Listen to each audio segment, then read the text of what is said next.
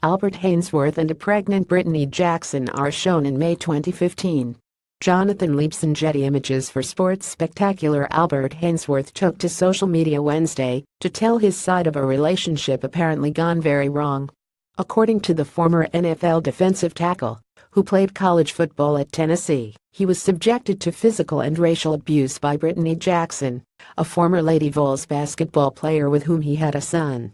Over the course of several Twitter posts, Haynesworth accused Jackson of committing fraud by pocketing proceeds from charity basketball games and of calling him Ann on numerous occasions.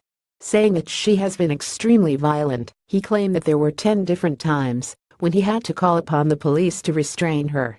According to the Knoxville News-Sentinel, police were called to a home in southeast Knox County, Tennessee on January 10 at 1:30 a.m., where Haynesworth said that Jackson had kicked him twice in the groin during an argument. She left before the police arrived, while he declined medical attention and did not file charges. "Yes, I have witnesses and bruises," the 36-year-old Haynesworth said on Twitter, but, for some reason, still tried to protect her by not sending her to jail. The former Titan and Redskin added that he didn't want to ruin her so-called career and name, but he went on to allege that the money you give for the Alzheimer event, most of it goes right in her pocket. For several years, Jackson, 34, has organized a celebrity basketball game with the aim of raising funds to find a cure for Alzheimer's disease. Former Tennessee coach Pat Summitt, with whom Jackson went to 4 Final Fours from 2002 to 2005, suffered from the disease before she died in 2016. Jackson offered no public comment Wednesday on Haynesworth's accusations.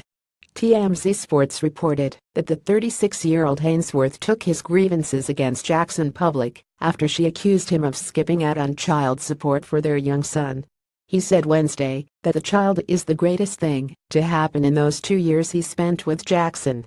"Being a man, I am a provider and protect our sick," Haynesworth wrote. "I have millions of faults that are not flattering, but no one deserves to be mentally and physically abused." Listed in his NFL days at 6'6", 320 pounds, Haynesworth played for the Vols from 1999 to 2001 before the Titans made him the 15th overall pick in the 2002 draft. The two-time All-Pro hit free agency the following year and signed a 7-year, $100 million contract with the Redskins that included a record $41 million in guarantees. Haynesworth, who as a Titan earned a 5-game suspension for stomping on the head of an opponent, had a turbulent tenure in Washington, including clashes with coaches and widespread criticism for apathetic behavior. He was traded to the Patriots in 2011 for a 5th-round draft pick, but was waived by both New England and Tampa Bay, and his career ended after that season. 2011 also saw Haynesworth charged with simple assault for a road rage incident in Reston.